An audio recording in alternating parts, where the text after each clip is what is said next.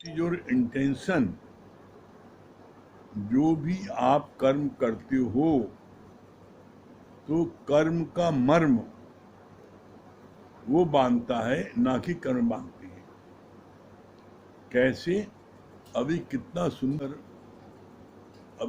सुंदर उदाहरण दिया है गुरु जी ने। कितना सुंदर उदाहरण दिया है कि वो माँ करवट बदली तो बच्चा दब गया और बच्चा मर गया। उसको जज ने कोई सजा नहीं दी,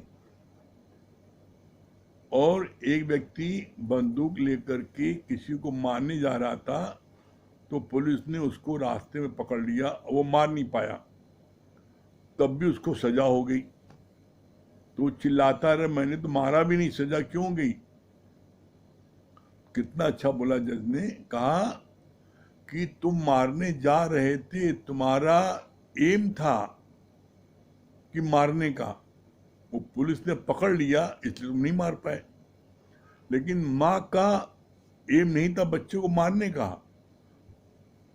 वजनी थी, भारी वजन था, करंट बदला, बच्चा दब गया, मर गया, तो उसका इंटेंशन नहीं था मारने का। इसी तरीके से जब आपका इंटेंशन क्या है किसी कर्म में, आपका इंटेंशन वो आपको बांधता है। इसलिए कहा गया कर्म नहीं बांधता, कर्म के पीछे आपका मर्म क्या है। जैसे आपने किसी को देख के आप मुस्कुराए, तो मुस्कुराना जो है वो इंटेंशन शो करता है किस बात का?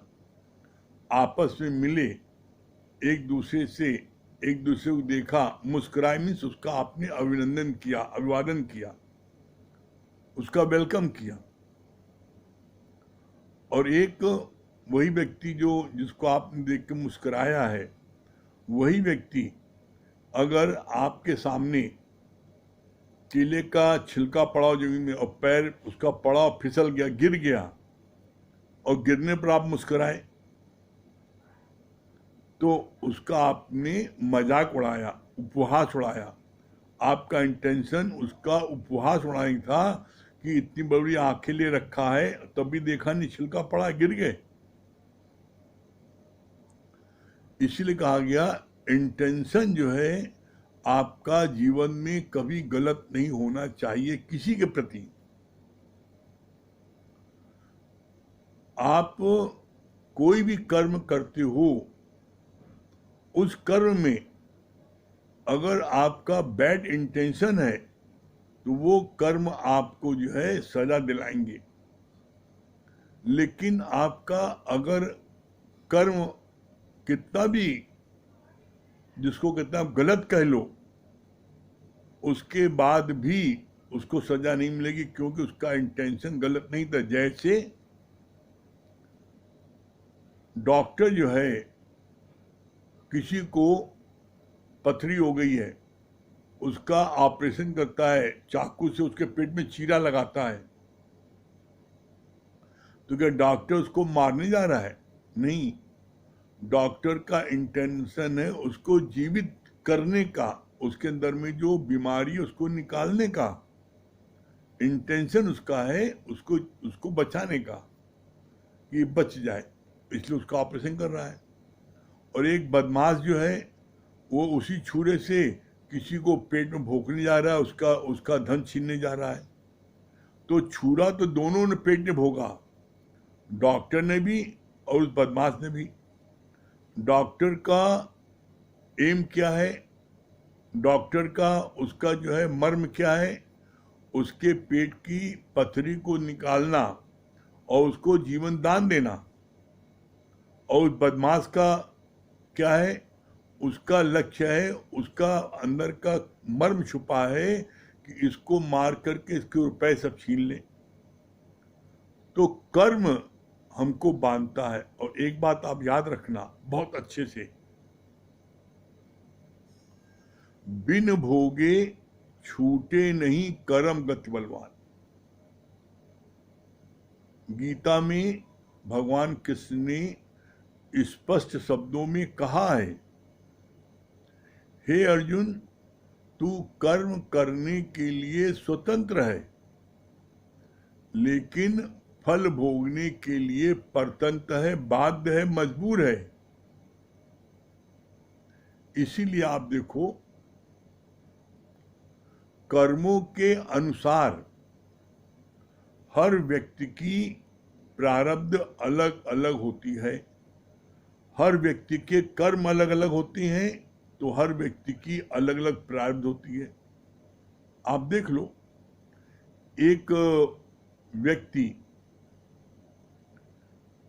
दिखने में अभी आ रहा है कि बड़ा धार्मिक है, बहुत पूजा पाठ करता है, लेकिन उसके बाद भी उसको जो है खाने के लाले पड़े हैं, उसको जो है बहुत ही उसके आगे आर्थिक संकट है, गरीबी है, बड़ी मुश्किल से अपने दोनों समय का भोजन ही कर पाता है, बहुत कष्ट में जीवन है।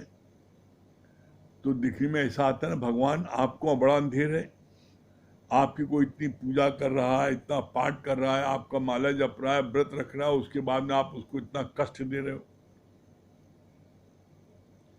जो भी इस समय किसी को प्रारब्ध जो भी प्राप्त हुई है, उसके पिछले कर्मों के अनुसार उसको हुई है। पिछले कर्म क्या है? पिछले कर्म बोलते हैं संचित कर्म। कर्म 3 प्रकार के होते हैं: संचित कर्म, प्रारब्ध कर्म, क्रियमान कर्म। संचित कर्म क्या है? जब मनुष्य योनि मिलती है, उस मनुष्य योनि में आपके इतने कर्म हो जाते हैं, नित्य नित्य नए कर्म बन जाते, मन, वाणी और तन से। आपके कर्म 3 प्रकार से बनते हैं। नित्य मन से बनते हैं। मन में आपने किसी के लिए बुरा सोचा, किसी के लिए अनित सोचा, कर्म बन गए। वाणी से आपने किसी को बुरा भला बोला, वाणी से आपने किसी को जो है गाली गलौज बक्का, तो आपके कर्म बन गए। तन से आपने किसी को मारा पीटा, आपके कर्म बन गए। नित्य नित्य नए कर्म बन जाते हैं मन, वाणी और तन से। और ये कर्म दोनों प्रकार के बनते हैं, शुभ और अशुभ। आपने मन से किसी के लिए सोचा, हे प्रभु, जैसे हमको शांति मिली है वैसे इसको भी शांति मिले, जैसे प्रभु हमको आपने संपन्नता दी है, इसको भी संपन्नता दो। तो आपने मन से किसी के लिए शुद्ध विचार आपने रखा, तो आपके शुभ कर्म बने। वाणी से आपने किसी को वचन बोले जिससे कि उसको लाभ हुआ, संतोष मिला, और वो सुसाइड करने से बच गया। कैसे? बोला, वचन संभाल के बोलिए, वचन के हाथ न पाओ, और एक वचन औसत करे, एक करे घाव। आपने कोई व्यक्ति अस्पताल में भर्ती है, उसका एक्सीडेंट हो गया, बीमारी है, किसी कारण अस्पताल में भर्ती है और बड़ा दुखी है, कोई उसके रिश्तेदार उसको देखने नहीं जा रहे हैं, लेकिन आप चले गए उसको देखने के लिए, और देखने के बाद में आपने उसको ये बोला कि भाई आपकी उम्र कितनी है? आपकी उम्र 50 साल है। आपको अस्पताल आए कई दिन हुआ है? 5 ही दिन हुआ है। डॉक्टर ने कई दिन बोला है? कहा है 10 दिन भर्ती रहना है। तो 50 साल आपके बीत गए, आपको पता लगा? जब 50 साल आपके अच्छे बीत गए, आपको नहीं पता लगा। अरे तो 5 दिन आपके और बीतने में कितनी देर लगती है? आप इसको बीता हुआ समझो। और आगे की खुशी मनाओ कि 5 दिन बाद आप जो है घर पहुंचोगे, बाल बच्चों से मिलोगे, खुशी मनाना। तो वो व्यक्ति को जो आपने टिप्स दिया ज्ञान की, तो उसको अस्पताल का दुख फिर नहीं व्यापेगा और वो बड़ा प्रसन्नचित हो जाएगा और तत्क्षण आपको भगवान का दर्जा देगा। अरे आप तो मेरे लिए भगवान बन के आए, कितनी अच्छी बात आपने बताई।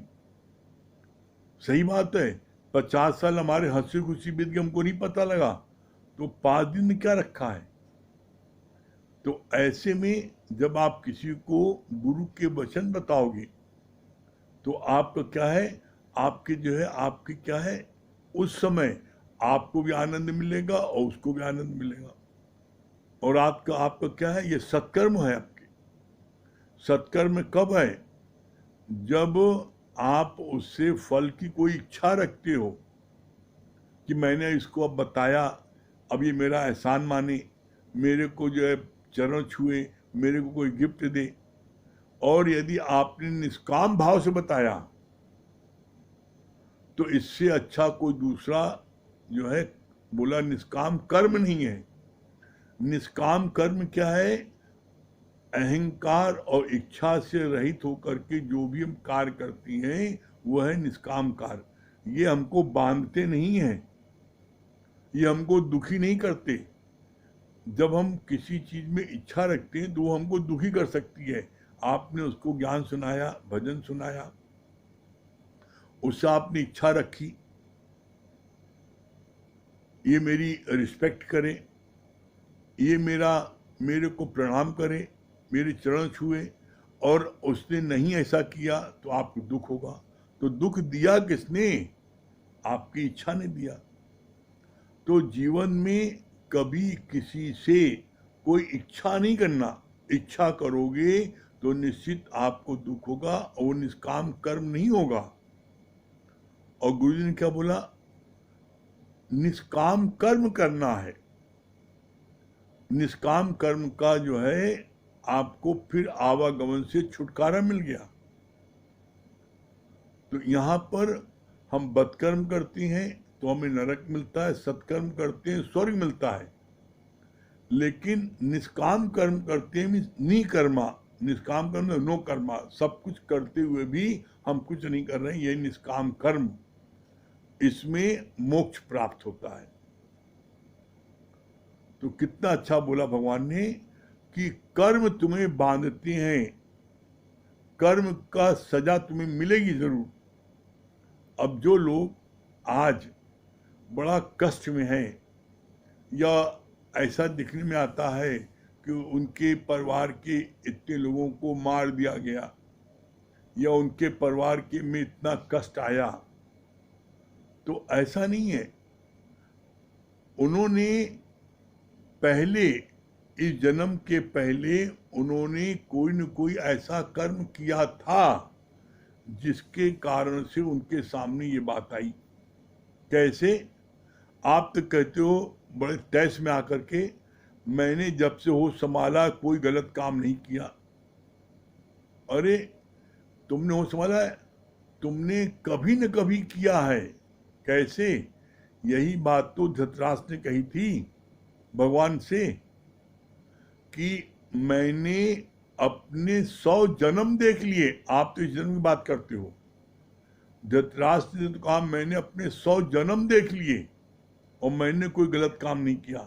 तब मुझको आपने जन्म से अंधा क्यों बनाया और मेरे 100 पुत्र मेरे सामने क्यों मारे। तब भगवान ने क्या बोला, क्या 100 जन्म होते हैं? अरे 84 लाख जन्म होते हैं, 84 लाख योनियां। बोले इन 84 लाख योनियां जो होती हैं, इनमें तुमने सिर्फ 100 जन्म देखा है और उसके आगे देखो तुमने क्या किया। क्या ये दिव्य दृष्टि हम तुमको देती हैं कि इसके आगे देखो क्या किया तुमने। तो धृतराष्ट्र ने देखा 101वें जन्म में वो क्या थे, एक नगर के सबसे बड़े सेठ थे। उस नगर में अकाल पड़ गया। अकाल पड़ने पर एक व्यापारी उनके पास आया, नगर सेठ के पास, और उसने अपने 100 मुर्गी के बच्चों को रखा दिया और कहा कि इनको हम बाद में आकर के आपसे ले लेंगे, अभी जो है अपनी जीविका उपार्जन के लिए हम दूसरे शहर जा रहे हैं। और वो कुछ महीने बाद लौट के आया और उसने कहा लाओ मेरे मुर्गी के बच्चे। धृतराष्ट्र ने अपने खानसामे से कहा इनके मुर्गी के बच्चे दे दो। और जब मुर्गी बच्चे वो लेके आया था तो उसी खानसामे से सेठ ने कहा था इस मुर्गी के बच्चों को अंदर रख लो। तो उसने समझा इन्होंने खरीदा है, अगले दिन से रोज बना बना करके एक उनको खिला दिया। तो उसने क्या बोला खान सामने, मैंने तो आपको सब खिला दिया। तब व्यापारी मुख से क्या निकला, आप घर में चीज लेके नहीं आए हो और घर में रोज खा रहे हो 3 महीने से, तो पूछोगे नहीं चीज कहां से आई। तो उसके मुख से निकले क्या तुम अंधे थे का, इस कारण तुम अंधे हो गए, जो तुमने जो है खा लिया और ये जाना नहीं, तो इसलिए ये बोला तुम अंधे हुए। अच्छा मेरे 100 बच्चे क्यों मारे गए, तो कहा 100 बच्चे जो तुम्हारे थे, बैंक में तुम अगर 1 लाख रुपए रखते हो तो 7 साल में, 8 साल में, 10 साल में दुगना हो जाता है। तो 100 साल बाद जो तुम्हारी मुर्गी के बच्चे थे, क्या मुर्गी के बच्चे बने रहेंगे, वो बच्चे तुम्हारे बच्चे बन के आए और तुम्हारे सामने सबको मारा गया। यह है कर्मों की गति। बिन भोगे छूटे नहीं कर्मगत बलवान। धृतराष्ट्र ने 101 जन्म पहले ये गलत कर्म किया था, तो उनको 101 जन्म में उनको उनका जो है उसका दंड, उसका फल उनको मिला। इसी तरीके से हमने कभी भी कोई कर्म किया है, हमने अभी इस जन्म में जब से होश आया मैंने कोई गलत काम नहीं किया, लेकिन पहले तो किया था जब उस समय जो हमने कर्म किया है, तो उसके अनुसार आप देखो आज हर कोई अपने कर्मों के अनुसार अपनी प्रारब्ध में गुजर बसर कर रहा है। आप देख लो, एक बच्चा भी पैदा होता है तो वो राजा के घर में पैदा होता है, अभी तो उसने कोई कर्म नहीं किया। और एक बच्चा पैदा होता है वो भीख मांगे घर में पैदा होता है, शुरू से भीख मांगने निकलता है, उसने तो कोई कर्म नहीं किया। तो बोला कर्म जो हम कर के आए हैं उसके प्रारब्ध के अनुसार हमारी जो है क्या है, इस जन्म में उसका वो होता है। इसीलिए बच्चा जो आता है, देखो आप कोई बच्चा दुनिया में पैदा होता है तो मुट्ठी बांध के आता है, मुट्ठी में क्या उसकी प्रारब्ध है, उसके कर्मों के अनुसार उसकी प्रारब्ध है, उसको मिलेगी। और उसका उसी तरह उसका लालन पालन होता है, उसका गुजारा बसर होता है। तो इसलिए हमें मोक्ष पाने के लिए हमें कोई कर्म नहीं करना है, क्योंकि अगर हम सत्कर्म करेंगे तब भी हमें माँ के गर्भ में तो 9 महीने आना पड़ेगा सत्कर्म का फल लेने के लिए। और अगर बदकर्म करेंगे तो हमें नरक मिलेगा, डबल सजा है, 9 महीने माँ का गर्भ मिले और उसके बाद में फिर हमको जो है प्रताड़ना मिले, सजा मिले, ये अलग। तो इसलिए बोला नो कर्मा, कोई कर्म नहीं। जब आप कोई कर्म नहीं करोगे तो आप परमात्मा से मिलकर हो जाओगे, आपको मोक्ष प्राप्त होगी। चलिए फिर से मिलते हैं ब्रेक करके।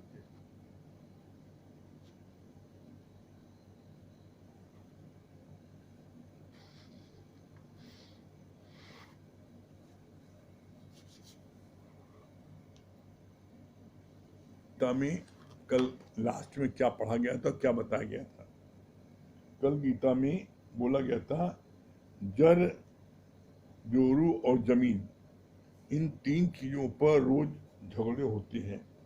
बाप की प्रॉपर्टी पर सब हक रखते हैं, लड़ते हैं, और माँ को रखने को कोई तैयार नहीं होता। अर्जुन को इतना निरीक्षा था कि वो कह रहा था कि भले ये मेरे को 1 इंच भी भूमि न दे तो भी मैं युद्ध नहीं करूंगा। कृष्ण भगवान ने ही उसे ये शिक्षा दी कि तुम क्षत्रिय हो, अगर युद्ध नहीं करोगे तो तुम्हारे ऊपर कायरता रूपी दोष लगेगा। घर में तुमको हक के लिए युद्ध नहीं करना है, तुम निरीक्षा होकर रहो, तुम्हारे हक तुमको भगवान स्वयं देता है। मैं और मेरा ये सारी बातें, सारे ख्यालों से अपने को खाली करो। गुरु हमको रोज सिखाता है कि आज ही नॉन पोजीशन हो जाओ। कल यहाँ तक हुआ था पहले अध्याय को बोलते हैं विषाद योग।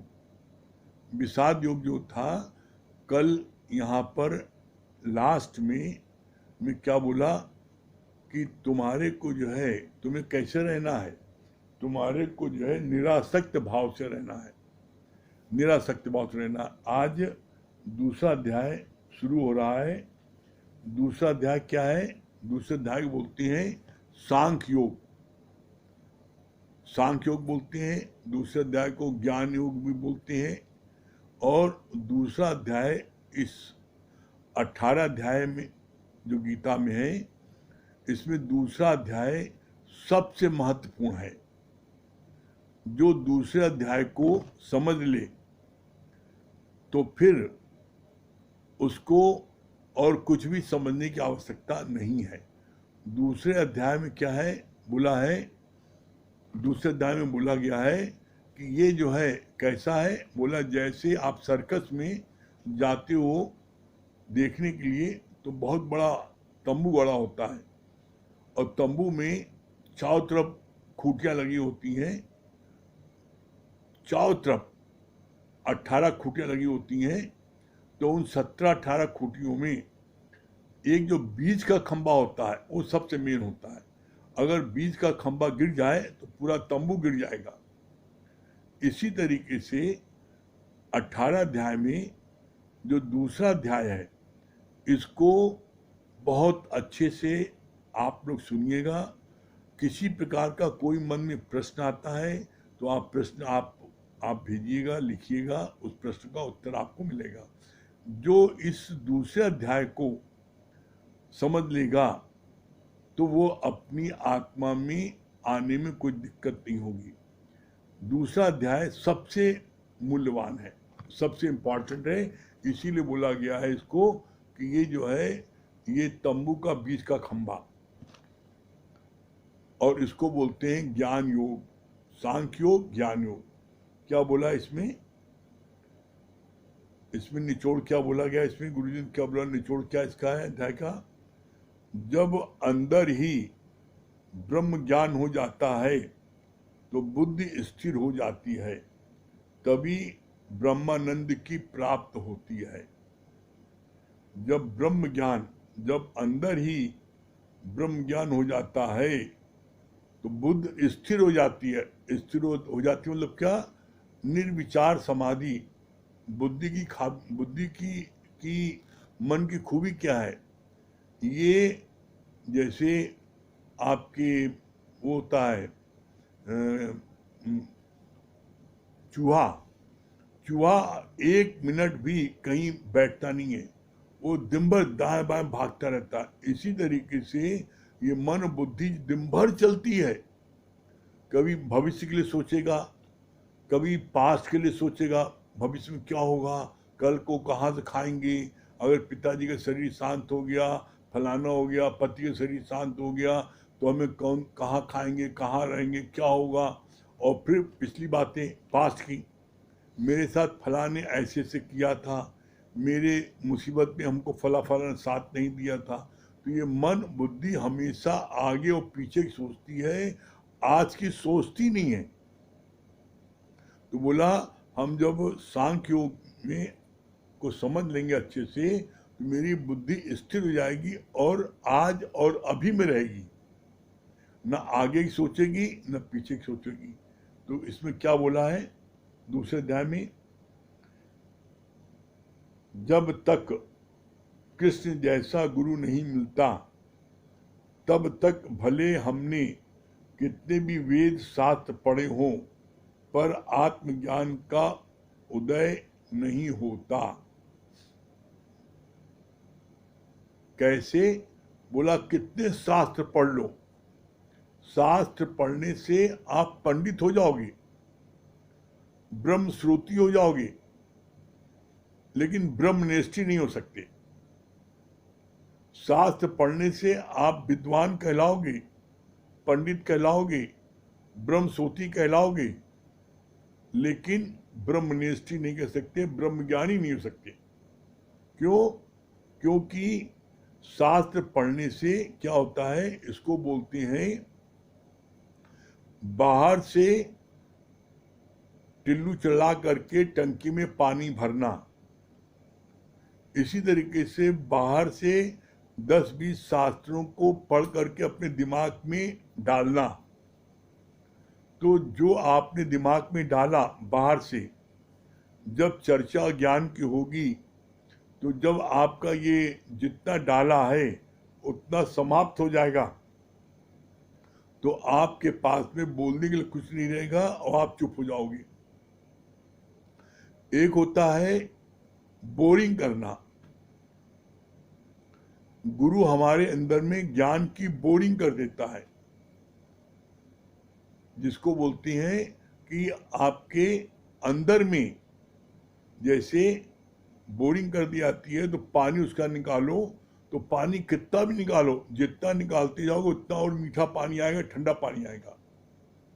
इसी तरीके से गुरु हमारे अंदर ज्ञान की बोरिंग कर देता है, तो फिर आप कितना भी ज्ञान बताओ, दिन भर बताओ, रात दिन बताओ, तब भी ये समाप्त नहीं होता है। क्यों? क्योंकि गुरु ने ज्ञान की बोरिंग कर दी है। तो यही बात बोली कि जब तक सच्चा गुरु नहीं मिलता तो ज्ञान की बोरिंग नहीं हो सकती। जब हम शास्त्रों को पढ़ते हैं तो हमारे को बोला ब्रह्म श्रुति हो जाते, हम ज्ञान को अच्छे से बता सकते हैं, लेकिन मेरी स्थिति नहीं हो सकती उसमें, हम ज्ञान पर टिक नहीं सकते। यही बात यहाँ बोली, जब तक कृष्ण जैसा गुरु नहीं मिलता तब तक भले हमने कितने भी वेद शास्त्र पढ़े हो, पर आत्मज्ञान का उदय नहीं होता। अर्जुन भी पंडितों के से वचन बोलता है, फिर भी मोह में बुद्धि उलझी हुई थी। और इसी तरीके से अर्जुन ने भी जब तक कृष्ण नहीं मिले थे तो उसने बहुत से शास्त्र पढ़े थे, और बहुत से शास्त्र पढ़ रहे थे जिसके कारण से उसकी बुद्धि उलझ गई थी।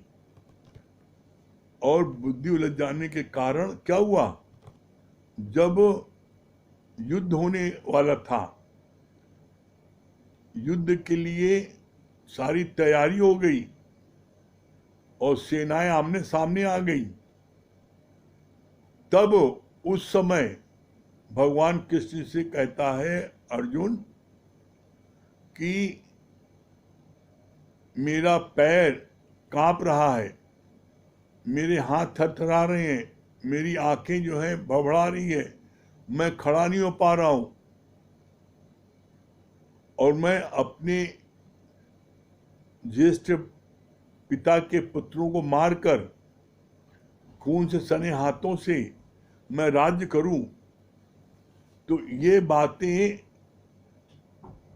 करनी थी, तो युद्ध के लिए क्यों तैयार हुआ? युद्ध के लिए आमने सामने सेनाएं आ गई, क्यों हुआ? युद्ध के लिए क्यों ऐसा उसने किया? तो ऐसे में बोला कि वो जो है ज्ञान पढ़ करके पंडित बन गया, लेकिन जब अपने वालों का मामला आता है तो उसमें बुद्धि उलझ जाती है। उसी तरीके से उसकी बुद्धि उलझ गई, और बुद्धि उलझ जाने के कारण में वो जो है युद्ध करने के लिए मना करने लगा भगवान कृष्ण से। क्या बोला?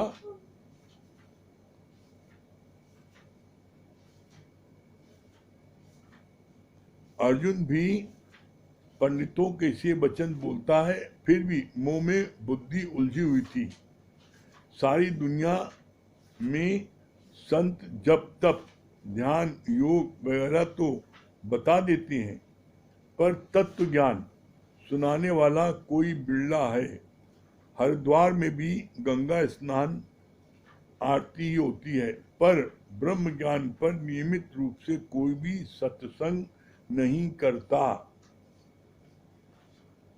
दुनिया में कहीं पर भी जो हमारे गुरु जी का सत्संग होता है, ऐसा ये ब्रह्म ज्ञान जो सत्संग चलता है हम लोगों का, ये दुनिया में कहीं नहीं होता।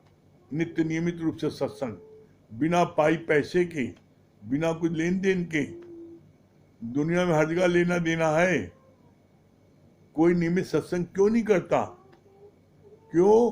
क्योंकि दुनिया में हर जगह एक गुरु है और बाकी शिष्य हैं।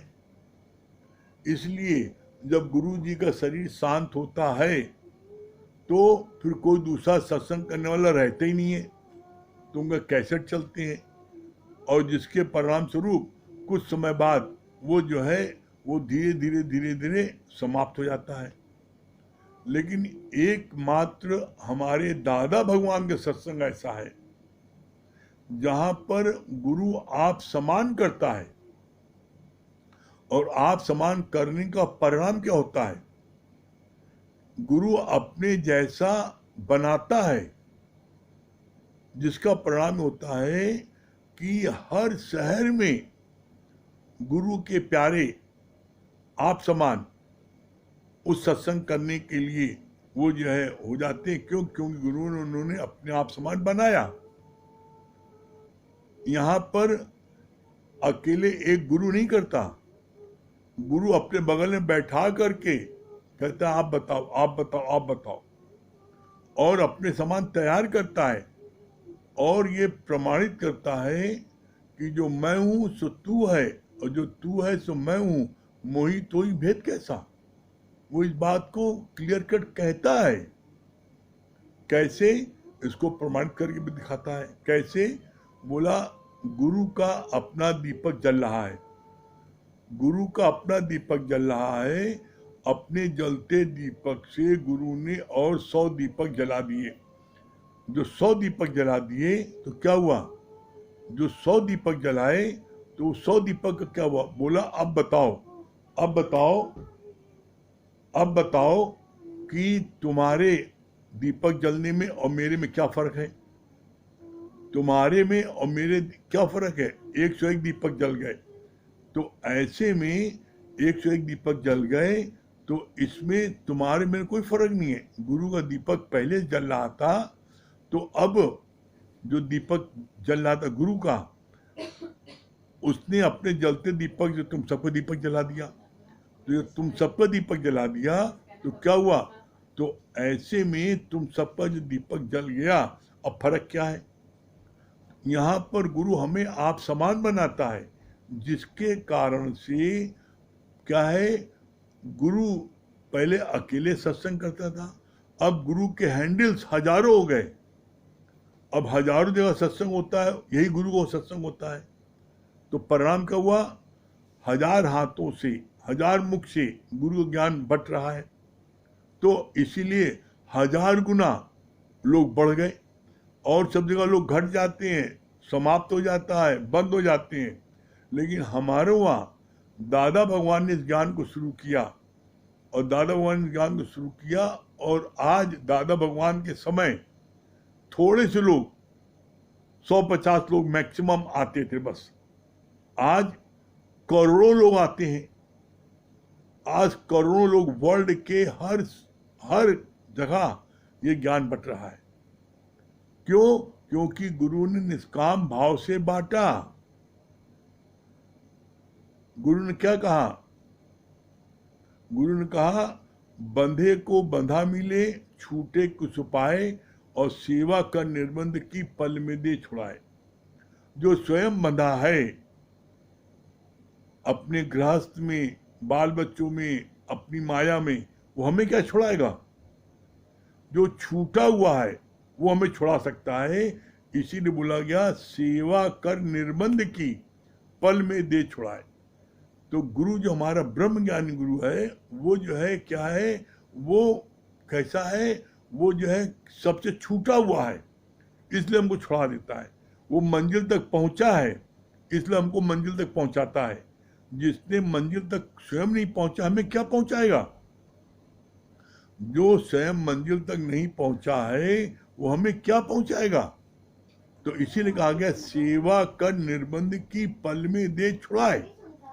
जो निर्बंध की सेवा, जो ब्रह्म ज्ञानी गुरु सेवा करता है वो जो है उसको गुरु पल में उस मंजिल तक पहुंचा देता है।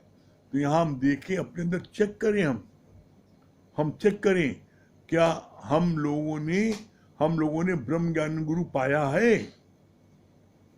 हम सब इस बात को कहते हैं, हम सब लोगों ने ब्रह्म ज्ञानी गुरु पाया है। हम सब इस धरती के सबसे भाग्यशाली हैं जो हमको ऐसा ब्रह्म ज्ञानी गुरु मिला है जिसने हम सबको मंजिल तक पहुंचाया है। तो उस मंजिल तक पहुंचाने में आप भी पहुंच सकते हो। उस मंजिल तक पहुंचाने में आप भी मंजिल तक पहुंच सकते हो। कब आप उससे पहुंच सकते हो? जब आप गुरु के वचनों को अपने जीवन में लगाओगे। कोई काम मुश्किल नहीं जब किया इरादा पक्का। आप जब इरादा पक्का कर लोगे निश्चित आप मंजिल तक पहुंचोगे। तो हम सब भाग्यशाली हैं जो हमको ऐसा सच्चा गुरु मिला है जो हमको मंजिल तक पहुंचा रहा है। तो बस सिर्फ क्या है, हमको अपनी कृपा करनी है। इसके लिए बहुत अच्छी बात बोली गुरु जी ने। 3 कृपाएं होती हैं, एक भगवान की कृपा, दूसरा गुरु की कृपा और तीसरा अपनी कृपा। तो लोगों से जब कहो सत्संग आ जाओ तो पहले बोलते हैं भगवान की कृपा होगी तो आ जाएंगे। तो भगवान ने कहा ये झूठ है, फरेब है, ऐसा नहीं है। भगवान की कृपा को उसने गलत अर्थ उतार लिया। भगवान की कृपा होगी सत्संग आ जाएंगे। तो भगवान की कृपा जो है, तुम्हारे को भगवान कहते हैं कि दुकान जाओ, ऑफिस जाओ, पानी बरस रहा है, आंधी तो गोला बरस रहा है, तब भी तुम दुकान जाओगे। तबीयत नहीं ठीक तब भी दुकान जाओगे। तो क्या वो भगवान बोल रहे हैं? ज्ञान को उल्टा पुल्टा उठाना ये मनुष्य की फितरत है, अपने अनुसार ज्ञान उठाना।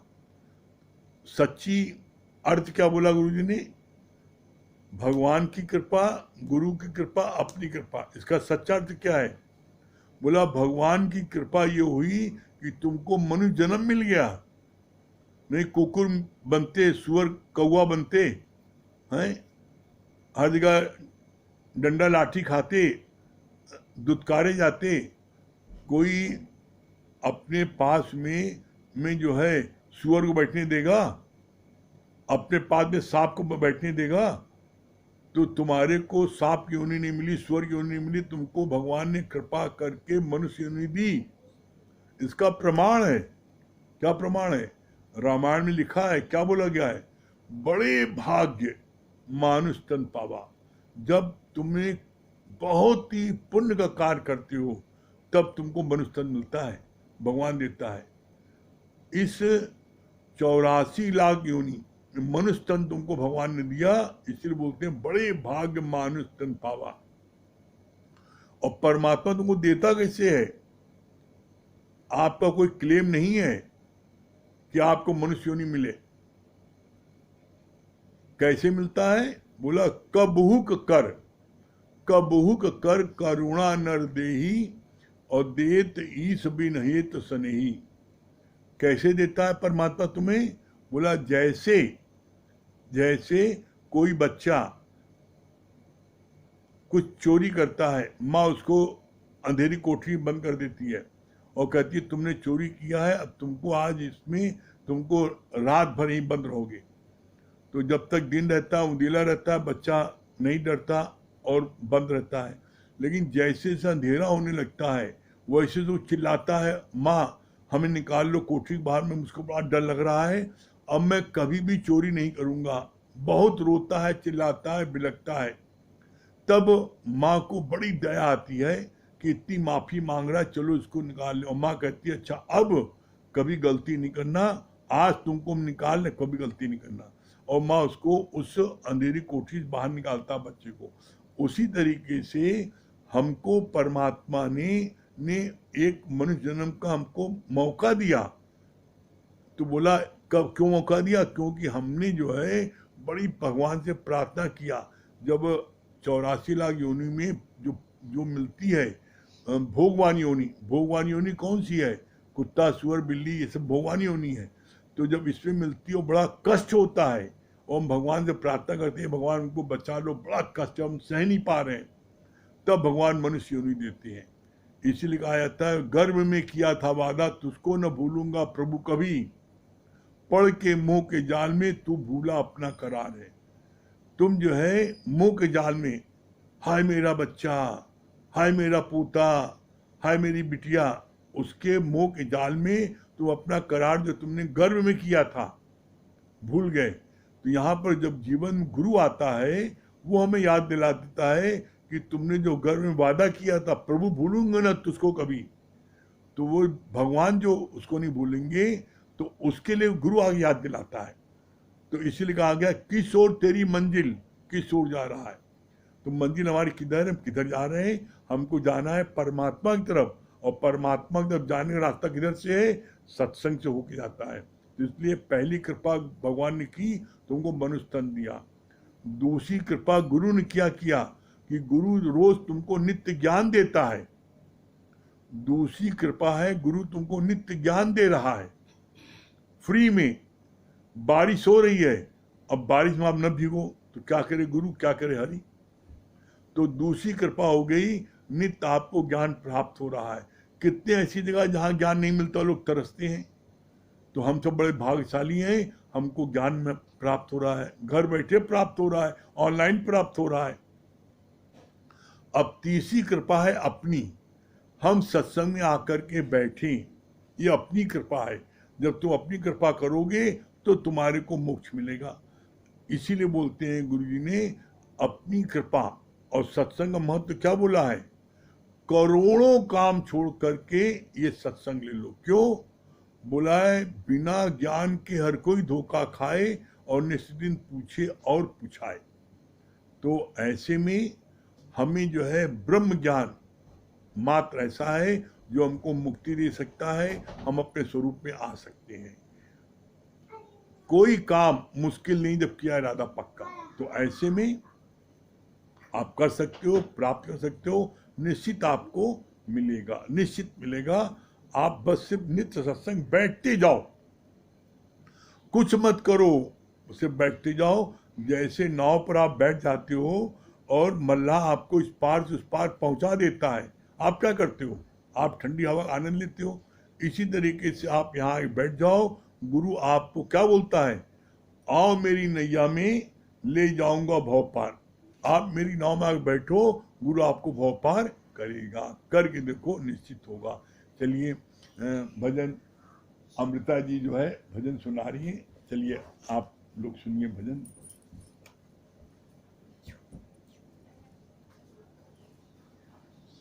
भाई हाँ जो सुनो।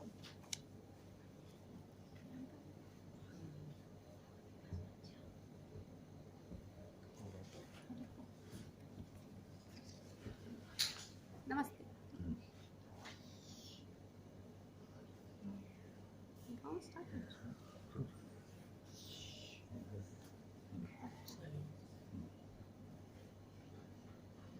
ओ पालनहारे निर्गुण और न्यारे, ओ पालनहारे निर्गुण और न्यारे, तुम्हारे बिन हमरा कौन नहीं, हमरी उलझन सुलझाओ भगवन, तुम्हारे बिन हमरा कौन नहीं, तुम्हारे बिन हमरा कौन नहीं। ओ पालनहारे निर्गुण और न्यारे, तुम्हारे बिन हमरा कौन नहीं, तुम ही हमका हो संभारे, तुम ही हमरे रखवारे, तुम्हारे बिन हमरा कौन नहीं, तुम्हारे बिन हमरा कौन नहीं।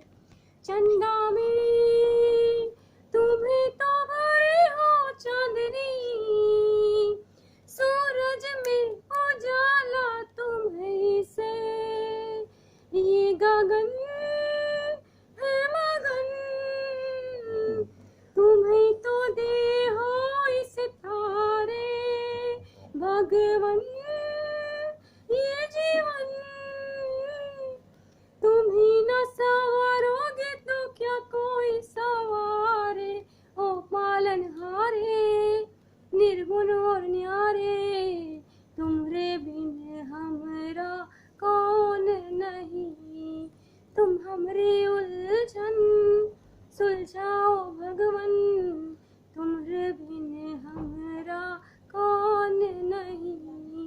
ओ पालनहारे निर्गुण और न्यारे, तुम्हारे बिन हमरा कौन नहीं।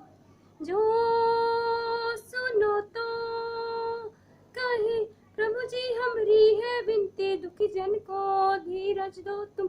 जो हारे नहीं वो कभी दुख से, तुम निर्बल को रक्षा दो। रह पाए ना निर्बल सुख से, भक्ति को शक्ति दो, भक्ति को शक्ति दो। जखे जो स्वामी हो, इतनी तो अर्ज सुनो। है पथ में अंधियारे, दे दो वरदान में उजियारे। ओ पालनहारे निर्गुण और न्यारे, तुम्हारे बिन हमरा कौन नहीं। हमरी उलझन सुलझाओ भगवन, तुम्हारे बिन हमरा कौन नहीं। ओ पालनहारे निर्गुण और न्यारे, तुम्हारे बिन हमरा कौन नहीं। हमरी उलझन सुलझाओ भगवन, तुम्हारे बिन हमरा कौन नहीं। ओ पालनहारे निर्गुण और न्यारे, तुम्हारे बिन हमरा कौन नहीं। Thank you. हाँ जगदीश भैया, जगदीश भैया,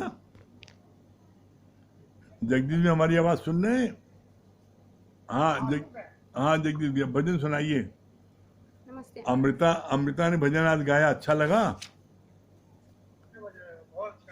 बहुत अच्छा। हाँ आप उस दिन आरती दीदी को बुलाया, इसके लिए आपको बहुत बहुत धन्यवाद। उन्होंने बहुत अच्छा जो है गाया। हाँ बहुत हाँ जगदीश भैया भजन सुनाइए। तुमको यही कहीं सतगुरु मेरे आस पास हो,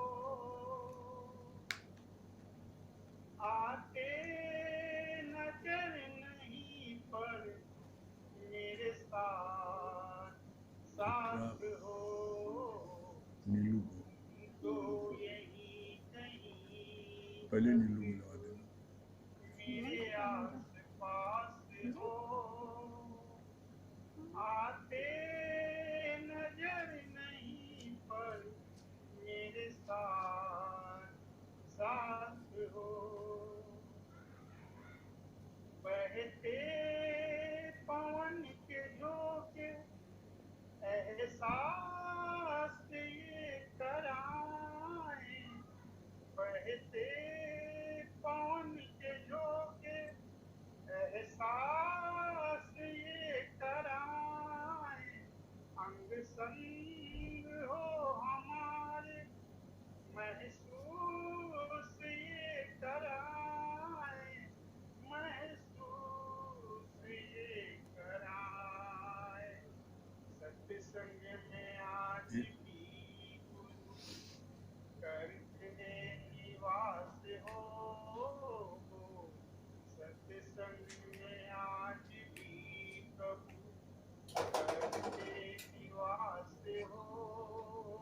आते नजर नहीं पर मेरे साथ साथ हो। तो यही कहीं सतगुरु मेरे आस पास हो, आते नजर नहीं पर नीलू, मेरे चित्रा साथ साथ हो। और महेश। हमको तो ये यकीन है तेरे साथ चल रहे हैं। हमको तो ये यकीन है तेरे साथ चल रहे हैं।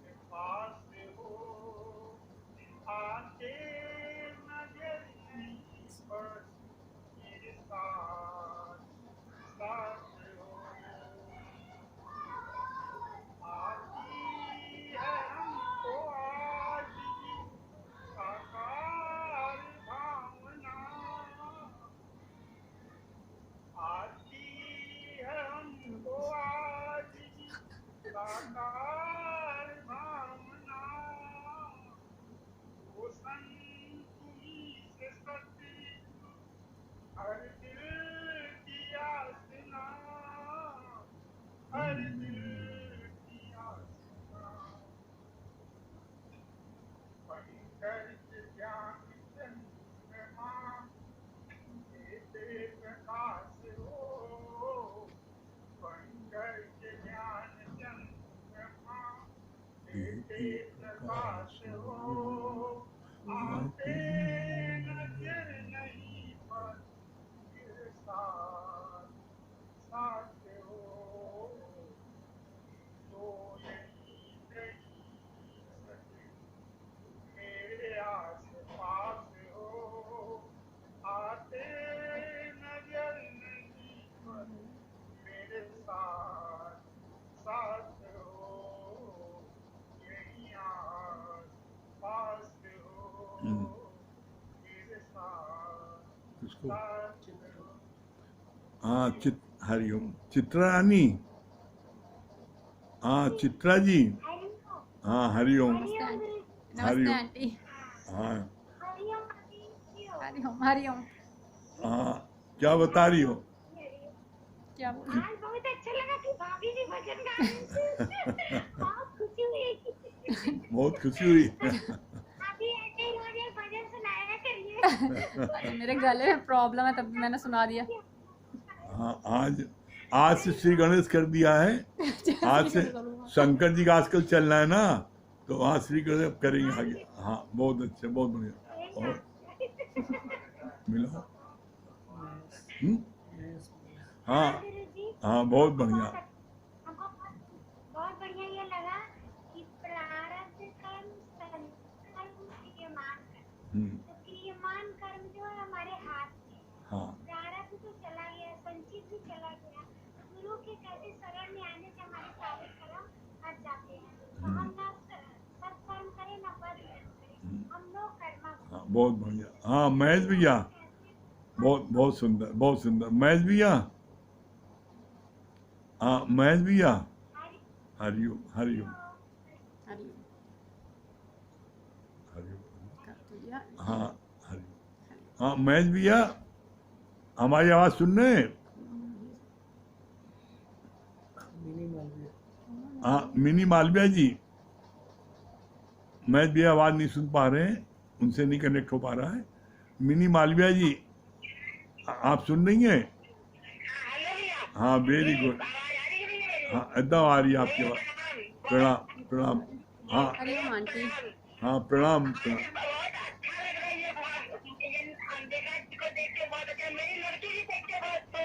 अच्छा प्रणाम आंटी। ये तो लाओ मिनी मालविया, ये फोटो यहाँ नहीं मिल थैंक यू रही। थैंक अच्छा यू। और भैया आपकी बातें बहुत अच्छी लगी कि सारे काम छोड़ करके सत्संग में बैठना चाहिए। तो सचमुच में आज आपका जो भी आया कभी कि जो है आपने छोड़ दिया तो हम लोग घबरा गए, मेरी लड़की भी घबरा गई बहुत। कहने की क्या हुआ, हमारे भैया की तबीयत ठीक है क्या, कि ऐसी बात है वो भी को घोल के रोने लगती, नहीं जल्दी फोन करो क्या बात है भैया की तबीयत तो नहीं ठीक है। मैंने कहा फोन किया जब आपको तो नहीं, पंकज ने बताया नहीं भैया तो बिल्कुल ठीक है और नहीं चलेगा सत्संग उसी तरह से। सुन लो भैया आपके लिए परेशान हो गए थे कि जो उसमें लिखते आता कि सत्संग छोड़ दिया हमने। भैया बहुत अच्छा लगा कि आपके दर्शन आ जाते हैं तो बहुत हम लोग आपके दर्शन के लिए जाते नहीं हैं। नहीं वो पूरा घर भैया सब लोग दर्शन करते हैं। हाँ, वो एक्चुअल में मोबाइल जो ना आपको देख के बहुत अच्छा लगा। जी। और भैया आपको सब लोग आपका दर्शन करते हैं, ये भी करते हैं, कुमू भी करती है और दीदी भी करती है, जो मेरी डॉक्टर लीला दीदी है उनको वो भी घबरा गई थी आज आपके लिए। सब लोग बहुत परेशान हुए थे भैया क्या सब लोग आपको बहुत पसंद करते हैं भैया। और बहुत आप अंबिका जी को देख के बहुत बड़ी लड़की खुश हुई, कह रही है मेरी थैंक तो यू बहुत आंटी। अच्छा गाती है। आइए रोज अच्छा भैया आपने जो बताया हम लोग को अच्छा मतलब सत्संग हो क्या सारे काम को छोड़ के हाँ हम हाँ तो यही करते हैं, सब काम छोड़ के बैठते हैं। और अच्छा भैया हरिओम। अच्छा हरिओम हरिओम हरिओम हरिओम आंटी। हरिओम। हाँ भैया हाँ महेश भैया, कनेक्ट नहीं हो रहा। महेश भैया, हरिओम गुरुजी। हरिओम हरिओम गुरु। हरिओम। हरिओम। महेश भैया लगाओ। हरिओम। हाँ हरिओम महेश भैया, क्या बता रहे हैं? हाँ महेश भैया क्या बता रहे हैं? हरिओम गुरुजी। वॉइस नहीं पहुंच रही है क्या? बहुत अच्छी बात लगी कि जब विश्वास इसमें होगा नहीं आ गुरु रहा। पे तभी बेड़ा पार होगा। जैसे आज इधर भजन सुन भी इधर भाभी बहुत देखो अच्छा इधर बुला सुनाई, रहे तो हैं। बहुत अच्छा लगा कि मतलब जब अंदर से गुरु के प्रति श्रद्धा विश्वास रहती है तो अंदर नाभि से प्रकट होता है। तो बहुत जितना हम गुरु के ऊपर विश्वास करेंगे तो बेड़ा अपना पार होगा। हाँ। बहुत अच्छी बात लगी। चलिए ओम का जाप कर ले।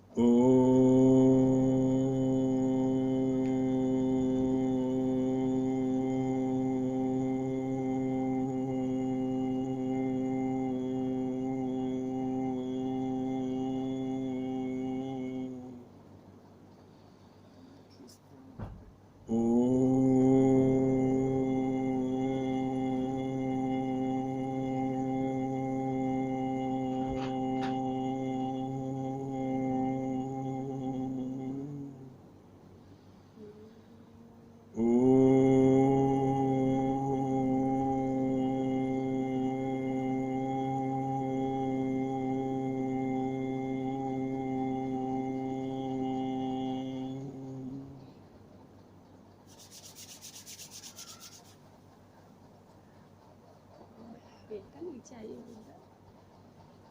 सभी प्रेमियों को हरिओम, सभी प्रेमियों को हरिओम। सही में हम गा रहे तो भाई अच्छी बात थी भाई। नीचे रहे, हम गा रहे उसमें चलो, पीछे पीछे जा धक्का रहे मार थे, रहा है। बात वो तो चला रागी वहाँ बिगड़ गई वहाँ के पीछे में माइंड डिस्टर्ब कर देते हैं। ये पीछे सारा इतनी अरे